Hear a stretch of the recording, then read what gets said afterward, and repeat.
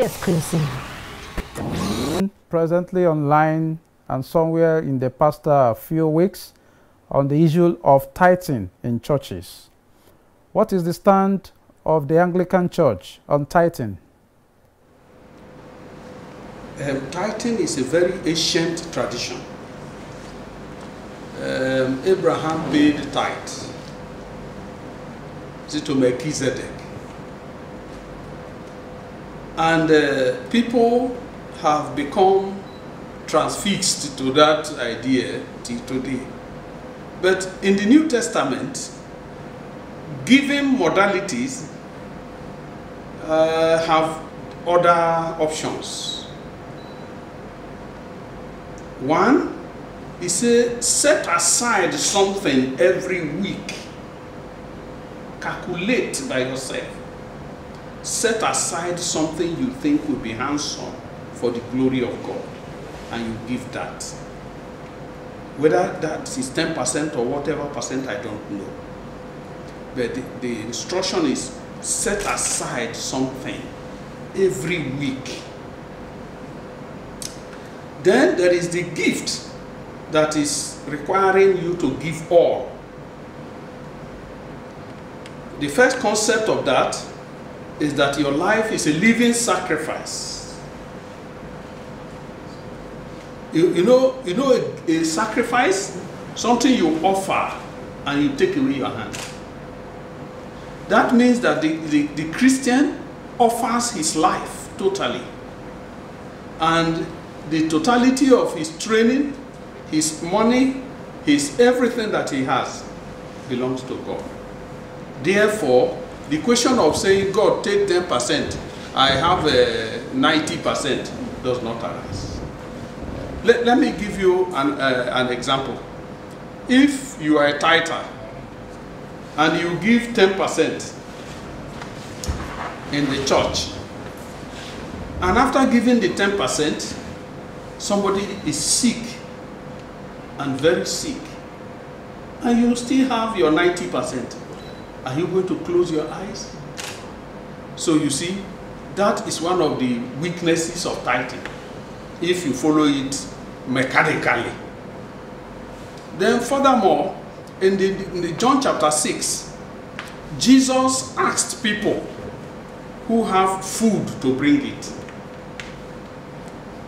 Some brought, they did not bring, only one young man who had a packed lunch. That packed lunch, 2 pieces of fish, 5 barley loaves. The mother gave it to him to eat as he was going about with Jesus, so that he will not be hungry. When Jesus asked for the bread, it was not only that boy that had.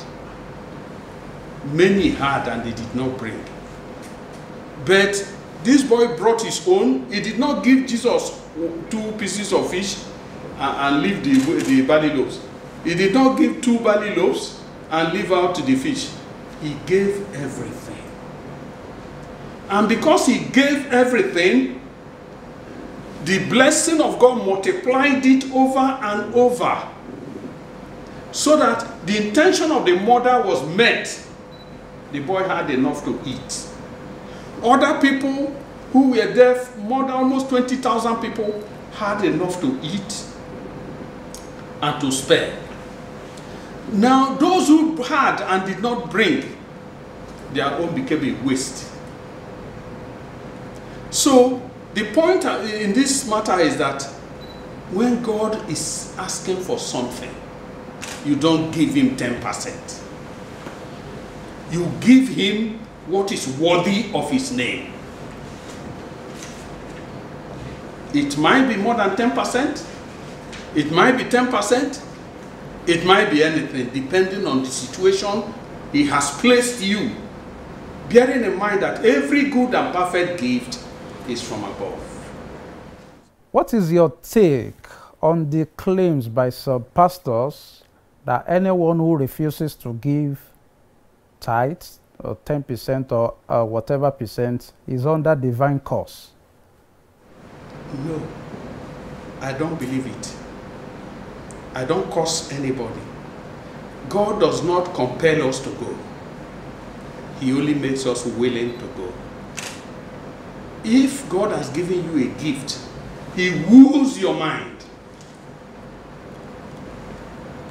He makes you to see why. Remember that the gift you give does not promote God. God does not, not that he's a young officer, now you have given so much, he will be promoted to a high officer, executive, or whatever rank. God is full. According to the theology of Colossians, God is full, complete. God is complete. When you give, it is you giving that is blessed. The one given is the one lifted up, not God. God is not hungry. He said, if I were, according to Psalm 50, if I were hungry of meat, I will not tell you. The whole cattle on the hills and everything belong to me. All right, this is getting more interesting, and I know that you are still seated to your TV screen to watch this episode of The Exclusive with His Grace, the Most Reverend Nicholas D. Oko, the Archbishop Metropolitan and the Primate of Church of Nigeria, Anglican Communion. We'll be right back. Don't go away.